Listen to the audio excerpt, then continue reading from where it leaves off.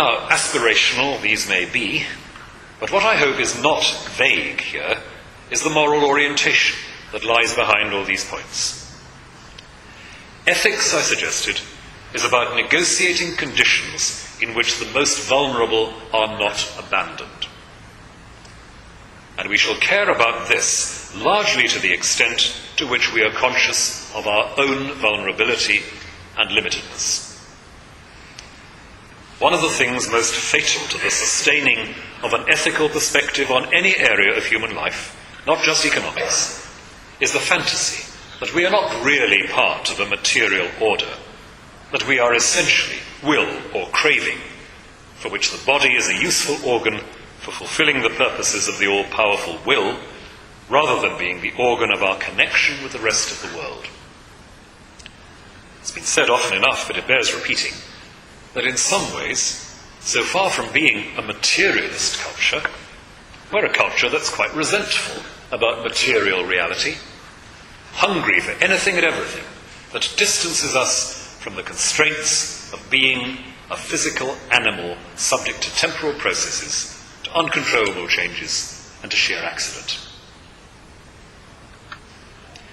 Implied in what's just been said is a recognition of the dangers of growth as an unexamined good. Growth out of poverty, growth towards a degree of intelligent control of one's circumstances, growth towards maturity of perception and sympathy, all these are manifestly good and ethically serious goals. And, as has already been suggested, there are ways of conducting our economic business that could honour and promote these. A goal of growth, simply as an indefinite expansion of purchasing power, is either vacuous or malign. Malign to the extent that it inevitably implies the diminution of the capacity of others in a world of limited resource. Remember the significance of scarcity and vulnerability in shaping a sense of what ethical behaviour looks like. It's true that modern production creates markets by creating new needs, or perhaps better, new expectations. Human creativity moves on, and human ingenuity constantly enlarges the reach of human management of the environment. That isn't in itself an evil. But a mature perspective on this would surely note two things. One is that there is always some choice involved in what's going to be developed, and thus some opportunity cost. Not everything can be produced according to the dictates of desire, and so there will still be the need to sort out priorities. Second, we can't ignore or postpone the question of what we want enlarged management of the environment for. The reduction of pain or of frustration, the augmenting of opportunity for human welfare and joy. Again, these are obviously good things. And they're good because they connect with a sense of what is properly owing to human beings, a sense of human dignity. And thus, if the way in which they are secured for some reduces the opportunities of others, then the pursuit of them is not compatible with a serious commitment to human dignity. All this amounts to a belief that pursuing ethical economic growth, while not systematically hostile to new demands and new markets, while indeed acknowledging the way in which new markets can and should help to secure the prosperity of new producers, necessarily means looking critically at our lifestyle. To make it specific, and to use one of the more obvious examples, it's become more and more clear that lifestyles dependent on high levels of fossil fuel consumption reduce the long-term opportunities of basic human flourishing for many people because of their environmental cost. Not to mention the various political traps associated with the production and marketing of oil in some parts of the world, with the consequent risks to peace and regional stability. Growth as an infinitely projected process of better and cheaper access to fossil fuel-related goods, including transport, would not be an impressive ethical horizon.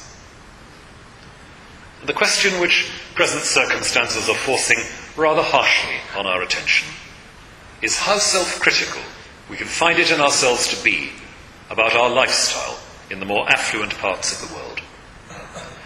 Not in order to adopt a corporate monastic poverty, but in order to arrive at a sense of the acceptable limits to growth in the context of what might be good for the human family overall and the planet itself.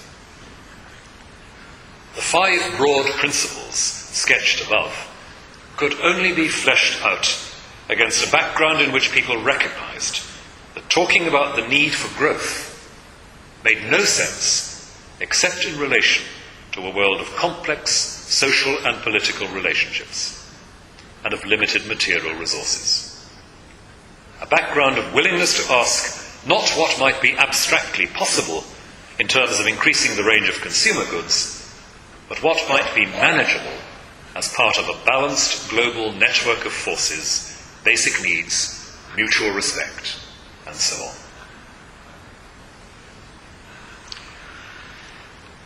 So basic to everything we might want to say about the financial crisis from the religious point of view is the question, what for? What for? What is growth for? For what and for whom is wealth important? If it is essential to invest in certain kinds of productive ventures, how does this relate to the broader and longer-term imperative of securing the funding of social care in the future by way of sustainable shared resources, accumulated wealth, and so on? But behind such questions as these is the unavoidable issue of what human beings are for.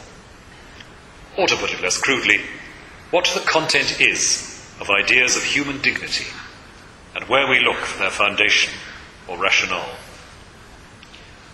The principles outlined a moment ago require a context not only of geopolitical and social analysis, not even of pragmatic recognition of the limits of material resources or the opportunity costs of certain financial decisions, but a context of a comprehensive sense of belonging in a world that is neither self-explanatory nor self-sufficient, but is transparent to a deeper level of agency or liberty, that level that is called God by the religious traditions of humanity.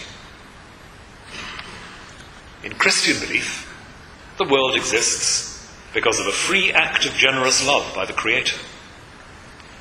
God has made a world in which, by working with the limitations of a material order declared by God to be very good, humans may reflect the liberty and generosity of God.